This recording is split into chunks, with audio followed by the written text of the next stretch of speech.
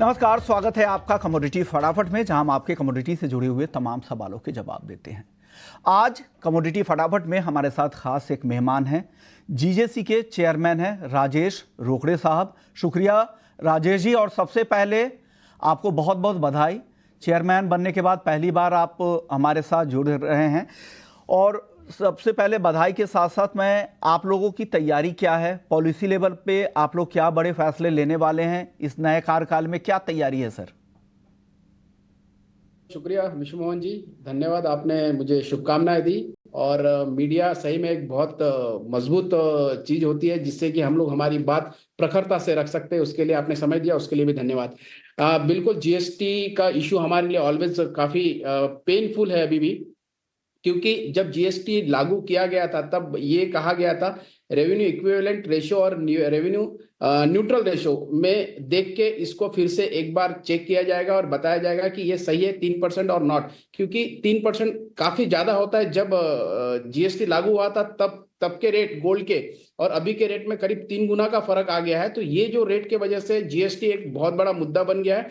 Already हम लोग ने जो हमारा all India gem and jewellery domestic council की ओर से हमने रिक्वेस्ट की है कि ये 1 to 1.25% के आसपास होना चाहिए। साथ ही हमने रिकमेंडेशन में ये भी डाला है कि ये भी बताया है कि गोल्ड ज्वेलरी, अभी हर चीज ईएमआई पे उपलब्ध है, लेकिन गोल्ड ज्वेलरी 22 कैरेट के लिए ईएमआई का सुविधा नहीं है। तो ये हमारे लिए एक चैलेंज है। इसको भी हम लोग से सरकार से चाहते हैं कि सरकार इसे मान्यता दे। गोल्ड मोनेटाइजेशन स्कीम ऑलरेडी कहीं ना पहले से वैसे तो आ गई है गवर्नमेंट की तरफ से, लेकिन अभी भी वो फुल फ्लैश में एक्सेप्ट नहीं है। तो वो हमने एक रोड प्लान ऑलरेडी गवर्नमेंट के पास जमा किया है। अगर ये जिम्मेदारी government all India gem and jewellery domestic council को देती है तो 100% गोल्ड मोनेटाइजेशन स्कीम बहुत ही अच्छी स्कीम है, जिससे कि हमारा देश का सोना यहीं के यहीं सबके काम में आएगा। और इससे 100% इंपोर्ट में भी थोड़ी सी गिरावट आएगी, जिससे कि हमारे कैट के इश्यूज का कहीं ना कहीं कंट्रोल में रहेंगे।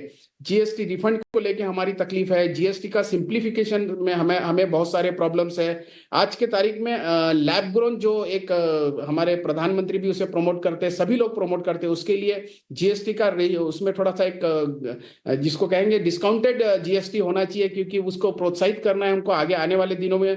आज क्रेडिट कार्ड पे बहुत ज्यादा चार्जेस हमको लगते हैं ज्वेलर्स को, वो एक बड़ा मुद्दा है। तो ऐसे बहुत सारी डिमांड हमने रखी है ऑलरेडी, और मुझे लगता है इस बार बजट में वो सब चीजें संभवतः हमारी मानी जाएगी।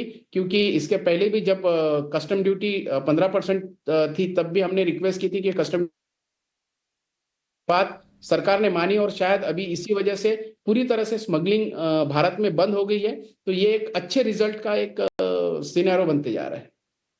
उम्मीद करते हैं आपकी उम्मीदें पूरी हो, और सबसे अहम डिमांड ये है कि गोल्ड मोनेटाइजेशन स्कीम, जिसमें सुधार की आप लोग डिमांड कर रहे हैं, ताकि गोल्ड इंपोर्ट पर जो हमारी निर्भरता बढ़ती जा रही है वो निर्भरता कम हो। इस पे हम आगे भी एक सवाल लेंगे, लेकिन कुछ और डिमांड जो आपने रखी कि ज्वेलरी खरीदने के लिए ईएमआई का विकल्प भी ज्वेलर्स को दिया जाए, ताकि लोगों को भी आसानी हो, आम लोग भी, क्योंकि एक एसेट क्लास के तौर पर भी गोल्ड को देखा जाता है, तो ये भी काफ़ी अहम है।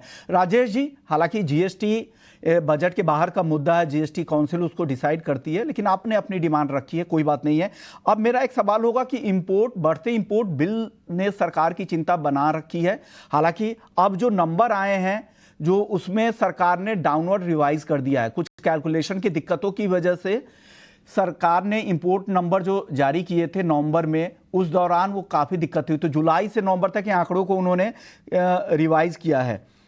इस पर क्या कहना है आपका? पहले जनवरी से नवंबर तक का कुल इंपोर्ट नंबर था 796 टन का, जो घटकर अभी से कर दिया गया है 664 टन का, और नवंबर के इंपोर्ट के आंकड़े को 170 टन से घटाकर 117 टन किया गया है, और अक्टूबर के इंपोर्ट के आंकड़े को 97 टन से घटाकर 58 टन किया गया है, और जो कमी की गई है जुलाई से नवंबर डाउनवर्ड रिवाइज किया गया है। इस पर आपका टेक क्या होगा राजेश जी? देखिए, मोटा मोटा जो एक साल पहले मैं 2023 में देखता हूं तो 741 टन के आसपास का गोल्ड का फिगर था, पूरे एक साल में आ गया। जैसे कि अभी आपका ही फिगर है 664। टन के आसपास नवंबर तक के आया है, और दिसंबर एक महीना अगर ऐड होता है तो मुझे लगता है कि 741 के ऊपर ही शायद इस बार भी रहेगा। देखिए, ये जो फिगर्स है वो गवर्नमेंट ने ही रिव्यू किए हैं, गवर्नमेंट की तरफ से ही हमारे पास ये फिगर्स आए थे, उसी के आधार पे हम बात कर रहे थे, क्योंकि उनके पास इसका पूरा इंपोर्ट का प्रॉपर डेटा होता है। अगर वो इसे रिव्यू करके अगर ये डेटा देते तो हम तो उनको मानेंगे, क्योंकि गवर्नमेंट है हमारी, गवर्नमेंट की बात बिल्कुल सही भी होती है। और मुझे लगता है कि अगर ऐसा हो भी रहा है तो दैट इज गुड, कि एटलीस्ट जो भी आ रहा है हमारे पास चैनलाइज थ्रू आ रहा है, किसी तरह की गड़बड़ी नहीं है, और वही सरकार भी चाहती है, और एज ए ज्वेलर्स भी हम यही चाहते हैं। हालांकि जो इंपोर्ट के जो पुराने नंबर थे नवंबर में जो जारी किए गए थे उसमें कैलकुलेशन की कुछ दिक्कत थी, इस वजह से वो एलिवेटेड ज़्यादा नंबर दिख रहे थे, उस नंबर को डाउनवर्ड रिवाइज किया गया है। चलिए, एक सवाल ये है, इंपोर्ट ड्यूटी में जो कटौती पिछले बजट में की गई थी 9% की, अब कहा जा रहा है कि सरकार इसमें 1 से 2% तक की बढ़ोतरी कर सकती है, ऐसा हमारे सोर्सेज, दिल्ली के सोर्सेज बता रहे हैं। आपके पास इस पर क्या जानकारी है? क्या इस तरह के कुछ फैसले वापस से हो सकते हैं, रोल बैक हो सकते हैं? पार्शियल रोल बैक की संभावना है क्या, राजेश जी? नहीं, मुझे तो ऐसा लगता नहीं कि सरकार इसको फिर से बढ़ाएगी, क्योंकि कहीं ना कहीं सरकार ने समझ चुकी थी पहले कि कहीं ना कहीं क्रॉस बॉर्डर से स्मगलिंग होती थी, और इस वजह से पर्टिकुलर कुछ राज्यों के तरफ से बहुत ज्यादा स्मगलिंग होने के कारण ही इसे रोका गया है। और जो भी गोल्ड आता है, अगर वो लीजिमेंट तरीके से और सही ढंग से अगर इंडिया में आता है, उससे 100% सरकार को ही फायदा है, क्योंकि उससे प्रॉपर उनके आंकड़े होते हैं। मुझे नहीं लगता है कि किसी प्रकार का इंपोर्ट ड्यूटी में फिर से बढ़ोतरी हो। अगर ये बढ़ोतरी होती है तो दुखद होगा फिर से इस इंडस्ट्री को। कहीं ना कहीं गोल्ड पहले ही काफी महंगा हो चुका है, और महंगा होने से निश्चित तौर पे इसमें और तकलीफें आ सकती है। सवाल सिल्वर हॉल मार्किंग को लेकर, बुलियन हॉल मार्किंग को लेकर, जिसकी तैयारी चल रही है। सिल्वर हॉल मार्किंग पे हमने बीआईएस के डीजी से बात भी की थी, उन्होंने कहा था कि उन्होंने पूरी रिपोर्ट बनाकर कंज्यूमर अफेयर मिनिस्ट्री को सौंप दी है, अब अंतिम फैसला उनका होगा। और इस पर जब हमने प्रहलाद जोशी जी से बातचीत की तो उनका यही कहना था कि जल्द इसकी प्रोसेस शुरू हो जाएगी, हालांकि चरणों में होगी। शुरुआत में कहा जा रहा है कि बड़े शहरों से इसकी शुरुआत होगी और कुछ प्रोडक्ट के, चांदी के कुछ प्रोडक्ट पर हॉल मार्किंग को अनिवार्य किया जाएगा, बाद में धीरे धीरे दायरा बढ़ाया जाएगा और इसको पूरी तरह से पूरे देश के चांदी के एक एक प्रोडक्ट को लागू करने में काफ़ी वक्त लगेगा, क्योंकि अभी हमारे पास इंफ्रास्ट्रक्चर नहीं तैयार है। क्या लग रहा है, हम कितने तैयार हैं और कब तक उम्मीद करें? क्योंकि हमारे सोर्सेस कह रहे हैं कि जुलाई अगस्त तक एक सीमित दायरे में अनिवार्य हॉलमार्किंग चांदी में किया जा सकता है। सीमित शहरों में, महानगरों में इसको लेकर प्लान चल रहा है। आपके पास क्या खबर है और हम कितने तैयार हैं सिल्वर हॉलमार्किंग को लेकर, राजेश जी? बिल्कुल, ये जानकारी हमारे पास भी है। और सिल्वर हॉलमार्किंग, देखिए, इंडस्ट्री हॉलमार्किंग तो कभी डरती नहीं है। हॉलमार्किंग हो जाए, थर्ड पार्टी कंफर्मेशन प्योरिटी को लेकर रहते हैं, उसके लिए इंडस्ट्री पूरी तरह से तैयार है। इंडस्ट्री को प्रॉब्लम नहीं है, बस हम लोग एक तरीके से डरते हैं कि इंफ्रास्ट्रक्चर सबसे बड़ा मुद्दा है। आज के तारीख में जब गोल्ड मैंडेटरी हॉलमार्किंग शुरू हुआ, तब भी ये अनुमान लगाया गया था कि साल भर में या 2 साल के अंदर पूरे देश में हॉलमार्किंग मैंडेटरी हो जाएगा। और आपने देखा होगा अभी भी 40 to 50% स्टेट डिस्ट्रिक्ट ऐसे है जहां अभी भी हॉलमार्किंग मैंडेटरी नहीं है, क्योंकि वहां सेंटर ही नहीं है। तो आज के तारीख में गोल्ड के लिए ही सेंटर की कमी है, और ऐसे समय में सिल्वर को लाना और सिल्वर के लिए हॉलमार्किंग के लिए और नया हॉलमार्क सेंटर ओपन करना, क्योंकि जो ऑलरेडी गोल्ड के हॉलमार्किंग सेंटर्स है उसके लिए अगर ये उसी को यूज कर रहे हैं तो ये बहुत ज्यादा ओवरलोड हो जाएगा, और शायद इसका इम्पैक्ट गोल्ड के हॉलमार्किंग पर भी आ सकता है। मेरा एक ही सुझाव है कि किसी भी तरह से इस हॉलमार्किंग सेंटर को पहले बढ़ाया जाए। अगर एक बार इंफ्रास्ट्रक्चर आ जाता है, एटलीस्ट हर डिस्ट्रिक्ट में एक हॉलमार्क सेंटर भी आ जाता है, तो जिससे कि ज्वेलर्स को इजी वे हॉलमार्क करके बेचने में कोई तकलीफ नहीं। ज्वेलर्स तो ऑलवेज चाहता ही है कि ट्रांसपेरेंसी रहे, और जो ट्रस्ट है वो ग्राहकों का और ज्वेलर्स के बीच में और बढ़े। अजय जी बने रहिए, आपसे मुझे प्राइस आउटलुक भी लेना है गोल्ड और सिल्वर को लेकर। हमारे दो और मेहमान हैं, उनके पास चलते हैं। हमारे साथ मोतीलाल ओसवाल से मानव मोदी भी हैं और पंकज अरोड़ा हैं, प्रेसिडेंट है AIJGF के। पंकज जी, सबसे पहले आप भी यहाँ पे एसोसिएशन को रिप्रेजेंट कर रहे हैं, आपकी डिमांड क्या है बजट से इस बार? देखिए, बजट में तो हम सभी लोग चाहते हैं कि जब से कस्टम ड्यूटी, इंपोर्ट ड्यूटी कम हुई है, तो बिजनेस हम लोग का टर्नओवर बुक्स में, ऑन बुक्स में बहुत अच्छी तरीके है। और जो जीएसटी है, तो हम लोग जीएसटी में भी डिमांड कर रहे हैं कि 3% या 1.5% लाया जाए इसको। तो डिमांड ये, और बहुत सारे फीचर जैसे हैं, बहुत सारी कंप्लेंट्स आ रही हैं कि विदर्भ क्षेत्र में खास तौर पे कि वहां पे कुछ बैंक्स हैं तो जो बोरोवर को जिन्होंने गोल्ड लोन लिया है तो आरबीआई का एक नोटिफिकेशन आया हुआ है तो वो उसको क्लोजर करा रहे हैं जबरदस्ती। तो उसको लेकर मिनिस्ट्री में लेटर भेजने जा रहे हैं क्योंकि एक इंडिविजुअल जो होता है 50 लाख रुपए तक का गोल्ड लोन ले सकता है, तो उसको वो क्यों क्लोजर करा रहे हैं जबरदस्ती, इसकी शिकायत हमें आई है आज। सर इसके अलावा कुछ और डिमांड पहले कहा जा रहा था जो मेटल लोन मिलता है गोल्ड के लिए, क्या सिल्वर तक भी उसका दायरा बढ़ाने की बातचीत हो रही है? नहीं, बिल्कुल चल रही है। जो जीएमएल होता है गोल्ड मेटल लोन, उसी में एसएमएल की बात भी चल रही है, सिल्वर मेटल लोन। क्योंकि आज सिल्वर 90,000 और 1 लाख रुपए किलो हो गई, तो जो मैन्युफैक्चर है तो बहुत से मैन्युफैक्चर ऐसे होते हैं जिनके पास कैश में अमाउंट नहीं है, बैंक में एफडी नहीं है, बट उनके प्रॉपर्टी होती है। तो वो प्रॉपर्टी के अगेंस्ट में अगर वो लिमिट उनको मिल जाती है सिल्वर मेटल लोन की, तो इंडिया में नए मैन्युफैक्चर अपनी बड़ी लिमिट में उनको चांदी अगर मिल जाती है बैंक से, तो वो बड़े स्तर पे और काम कर सकते हैं। ओके, आपके एसोसिएशन यहाँ पे पॉलिसी मेकर्स के काफी करीब है, इसलिए मैं आपसे ये पूछ रहा हूँ कि सिल्वर हॉलमार्किंग कब तक लागू हो जाएगा? मैं पूरे देश की बात नहीं कर रहा हूँ, जो चरणों में लागू होगा, पहला चरण कब तक उम्मीद करें पंकज जी? देखिए, जो भी मीडिया रिपोर्ट्स आई हैं 2 महीने 4 महीने की, मेरा सबसे पहले कहना है कि सिल्वर में अगर मैंडेटरी कर रहे हैं आने वाले समय में 2-4 महीने में, तो उसमें बुराई नहीं है। सिल्वर में मैंडेटरी करें तो अच्छा है, हमारे देश की जनता को शुद्ध चांदी के जेवर मिलेंगे। अपना सिर्फ कहना एक ही है कि अभी मैं सुन रहा था कई लोग ऐसा बोल रहे हैं कि इंफ्रास्ट्रक्चर नहीं है, तो सबसे पहले मैं बताना चाहूंगा कि सिल्वर की इंडिया में 5-7 ऐसे मेजर मार्केट्स हैं जहां पे सिल्वर का मैन्युफैक्चरिंग होती है बड़े स्तर पे, जिसमें राजकोट, मुंबई, आगरा बहुत बड़ा मेजर है, जयपुर मेजर है। तो जहां पे भी मैन्युफैक्चरिंग होती है तो वहां पे सबसे मेजर होना चाहिए हॉलमार्क सेंटर। और मैंने देखा है गोल्ड में भी जहां पे बड़ी मार्केट्स हैं तो बड़े बड़े मैन्युफैक्चरर ने अपने ही घर के परिवार के लोगों के नाम से हॉलमार्क सेंटर खोल रखे हैं। तो सिल्वर मैन्युफैक्चरर को एचओआईडी कराने में प्रॉब्लम नहीं है, देश में इंफ्रास्ट्रक्चर हो या ना हो, लेकिन उस सिटी में होना चाहिए जहां पे उसका निर्माण हो रहा है। लेकिन मेरा मानना केवल इतना है कि हमारे देश में हजारों टन के हिसाब से चांदी देश भर में पड़े है, स्टॉक पड़ा हुआ है।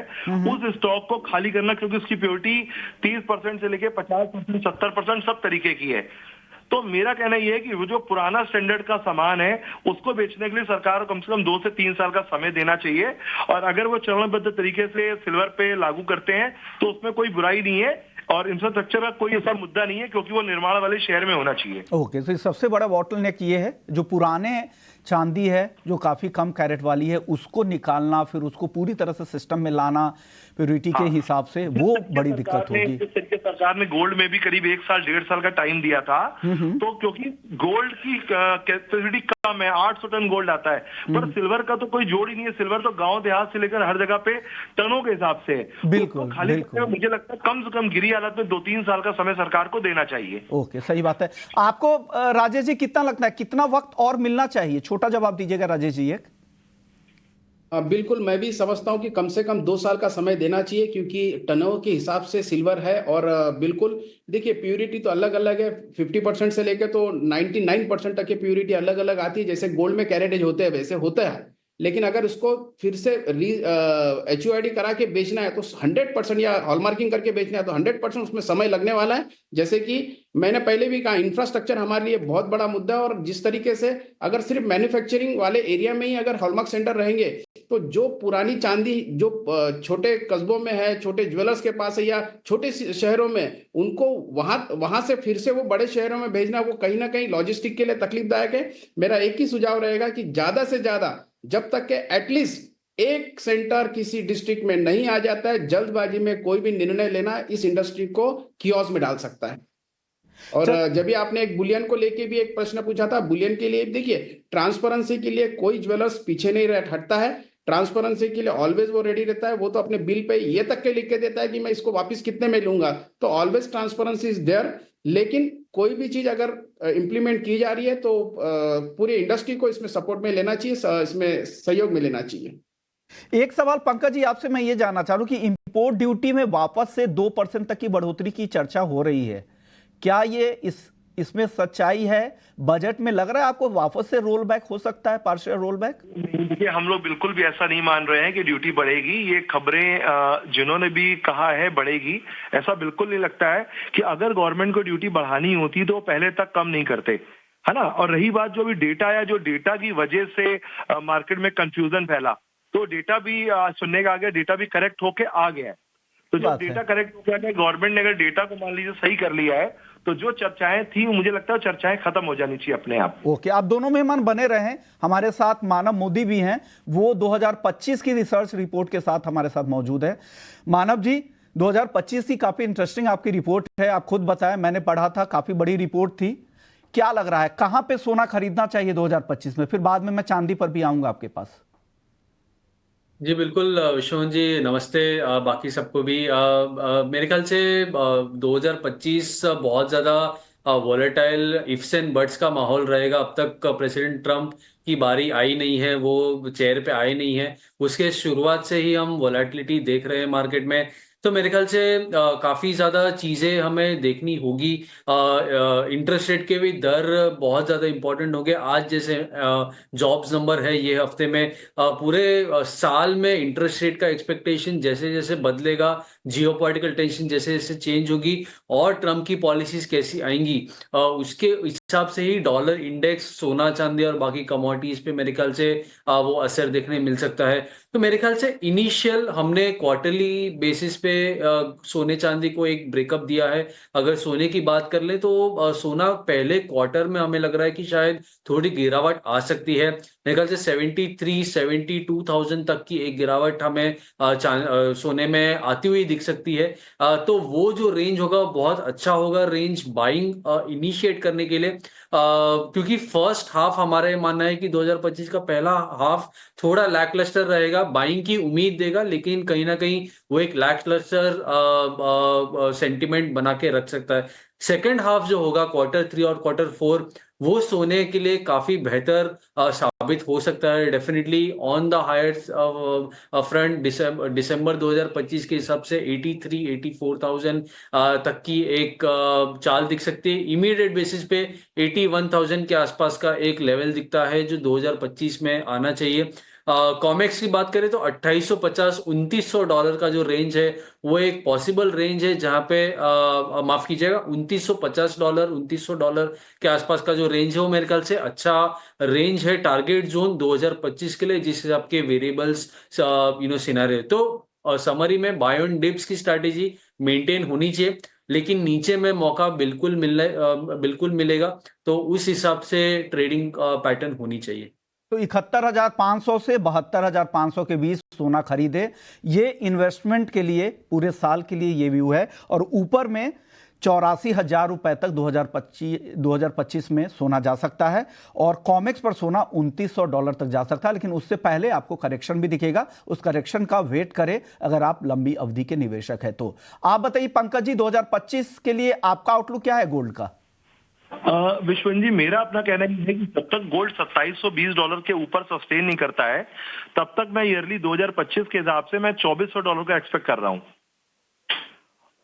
ओके, तब 2400 की संभावना आपको यहां पर दिख रही है। तो यानी जो इनका एंट्री लेवल है मोतीलाल ओसवाल की रिपोर्ट का, उसी के आसपास आपका भी एंट्री लेवल मुझे लगता होना चाहिए था। क्या वो 2400 अगर दिखता है पंकज जी, आपको लग रहा है वो बढ़िया लेवल होगा खरीदने के लिए? नहीं, बिल्कुल बहुत बढ़िया लेवल होगा, क्योंकि अभी भी एक ट्रम्प का एक सूचना आई है, अभी मैसेज शेयर हुआ है, उसी के खाली सूचना पर से ₹500 चांदी अभी गिर गई है। तो डॉलर इंडेक्स जो ऊपर जाने के चांसेस अभी लग रहे हैं। तो मेरा कहना यह है कि $2720 के ऊपर अगर गोल्ड सस्टेन करता है वीकली कैंडल पे, तभी हमको 2850, 2900, 3000 के टारगेट की तरफ रहना चाहिए। और जब तक 2720 के ऊपर नहीं है तो नीचे के चांसेस ज्यादातर, मुझे जो मेरा अपना मानना है, मुझे नीचे घर ज्यादा दिख रहा है। आप बताइए राजेश जी, आपका आउटलुक क्या है? 2025 में गोल्ड आपको किधर जाता दिख रहा है? मैं अभी भी गोल्ड में काफी तेजी समझ रहा हूं। उसके पीछे कारण भी है, क्योंकि जितने भी विकसित देश है वो चाहते ही नहीं है किसी प्रकार की शांति पूरे वर्ल्ड में रहे। आप अगर जिस तरीके से पॉलिटिक्स चलती है तो वो चाहते ही है कि ऑलवेज कहीं ना कहीं कुछ चलता रहे। अभी देखिए ट्रम्प जी ने अभी पूरी तरह से अभी अपना पदभार नहीं संभाला, अभी तो केवल उनके यही आ रहे हैं, स्टेटमेंट ही आ रहे हैं। 20 तारीख के बाद जब वो पदभार लेंगे तो शायद उनके एक ट्वीट से क्या क्या नहीं होता वो आपको भी पता है। मुझे लगता है जो आप टारगेट चाह रहे हैं मुझे लगता है 2600 या 2550 का डॉलर आता है तो जरूर बाइंग बननी चाहिए। और मेरा एक कहना होता है हर डिप पे गोल्ड बाय करना चाहिए। ओवरऑल आपको 2025 में $3200 को फिर से वो क्रॉस करते हुए $3000 भी क्रॉस करेगा, ऐसा मुझे लगता है। गिरावट पे खरीदे, क्योंकि जिस तरह की अनसर्टेनिटी है वो जारी रहेगी। ट्रंप की पॉलिसी को लेकर भी वो अनिश्चितताएं बनी हुई है। अब आखिरी सवाल मानव आपसे होगा चांदी को लेकर। चांदी को लेकर आपकी रिपोर्ट क्या कह रही है? 2025 में चांदी कहां तक जा सकती है? जी बिल्कुल, चांदी में मेरे ख्याल से अगर हम बात करें, चांदी में वोलेटिलिटी ज्यादा है क्योंकि चाइना के ऊपर फोकस बहुत ज्यादा होगा इस बार। पिछले साल भी हमने चाइना की रिकवरी की थोड़ी उम्मीद रखी थी, लेकिन वो कहीं ना कहीं पिकअप नहीं कर पाया था। इस साल भी चाइना का, जैसे सोने में हमने बात की, चांदी में भी सिमिलर सेकेंड क्वार्टर में, सेकेंड हाफ में मेरे ख्याल से चाइना की जो रिकवरी है थोड़ी शायद साफ, थोड़ी क्लैरिटी दिखनी चाहिए।